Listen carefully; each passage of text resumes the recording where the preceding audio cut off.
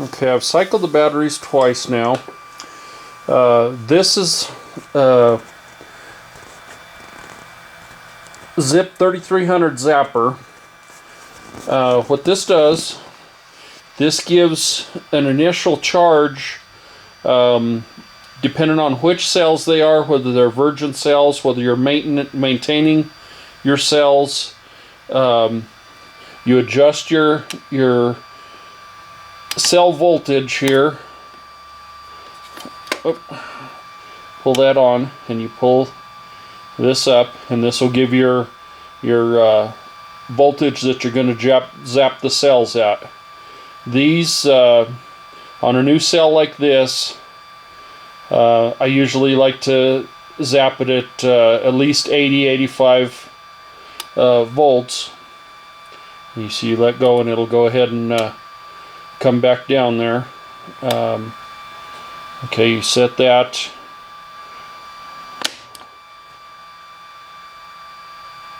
That's all there is to it. It just gives a high voltage blast into your cell, and it actually lowers the internal resistance by breaking down the chemical. Like on a used cell, you'll get a little bit of crystallization on the insides of the cells, and what this does when you're maintaining your cells is this breaks down that crystallization, and it brings back the life to your used cells. On a fresh cell like this, it reduces the internal resistance down, so it could actually make more power. I'll go ahead and finish zapping these cells, and then I'll come back with the video and run the numbers, show you numbers and stuff on all these cells, and then go ahead and build a pack. Okay, I went ahead and zapped all the cells and run them through the final cycle for matching here. I plotted down. This is the discharge time. So at 30 amps, it took 460 seconds for number one cell to discharge to 1.0 volts. So I mapped all of these down. The closest ones I marked here in red marker.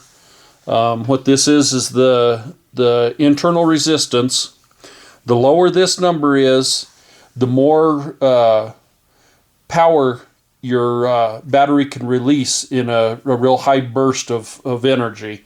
So I went through and I matched according to runtime, according to average voltage, and internal resistance. I picked the closest ones. I went ahead and assembled the 7-cell pack already, and for the first charging, I like to charge at a real low amperage. So I have it charging right now at 1.5 amps, and as it gets close to peak charge, I'll take a digital thermometer and I'll check each one of the cells. This is real important not to overcharge these cells, especially on your initial charge. At full charge, you want each cell to be 125 degrees. So I use these alligator clips. When I do the initial charging here, I'll charge it, and when it gets close to peak, I'll individually check each cell, check the temperature on each cell.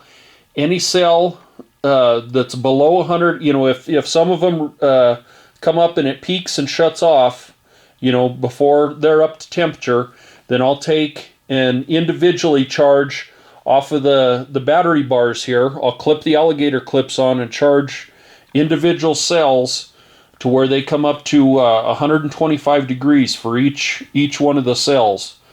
And doing this will make sure that it's exactly balanced, where each one of the batteries has the exact same amount of charge in it.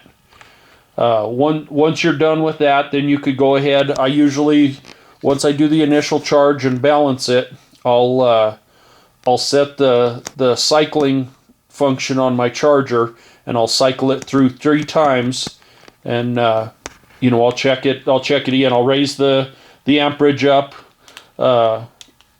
These cells I usually charge between 4 and 6 amps, but for the first couple of cycles, I'll usually charge them at 4 amps, and each time I'll check each one of the individual cells, make sure some of them aren't getting overcharged or undercharged, for the first 2, and then I'll go ahead and discharge it again, and I'll charge it the final time at 6 amps.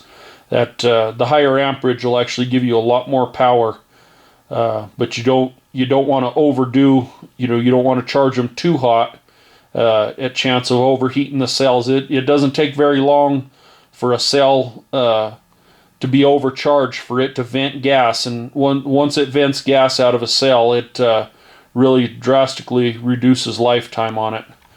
But so that's going there. I'll go ahead and do that, and once it's all done and charged and cycled and everything, then I'll go ahead and shrink wrap it and put ends and everything on the wires. This is actually a Venom battery jig that I use for some batteries. Some batteries I have a couple different jigs that I use. This one's nice because it has the little holder. So you put your battery bars there. You set your battery bar across the battery, and this reaches down and holds your battery bar while you solder, to each post on the battery. It's real nice. This one's sized up pretty good, so these 4600 and 5000 cells fit pretty well in this, where some of the Trinity and a couple of the other battery jigs I have, these cells are actually too fat. They're real tight fitting in there. So this one, you pull the arm up and it holds your cells there in place. It has I stuck an extra piece of foam here in the top just so it holds the cells in there real tight, but that makes it nice for holding your cells together where you when you solder them there. But that's basically what goes into making a match set of batteries. And if you're just out general bashing around and stuff, a match set isn't necessary. It does make a real big difference on runtime and the life of the battery to have a match set, but when you're actually racing, it's really nice to have a match set of batteries, so exactly how it's going to run. You could mark different packs. Some packs are going to be a little hotter than other ones, and some of them will run a little bit longer. But in a racing situation, you definitely want to have a good matched pack, so you know what it's going to run like every time. But that's about what it takes to make a matched pack here. And also that zapper, once your batteries start losing a little bit of their punch in a side-by-side configuration like this, you can always take your shrink wrap off and re-zap each one of the cells individually, and it definitely does bring back a lot of life to an older cell, when they start losing some of their punch. But that's about it for me here. So I'll, if anybody's interested, in batteries, or just email me at turbodave23@msn.com. I could post them on eBay, or I could have PayPal send you a bill directly, whatever you're comfortable with. Any questions or anything, just email me at turbodave23@msn.com.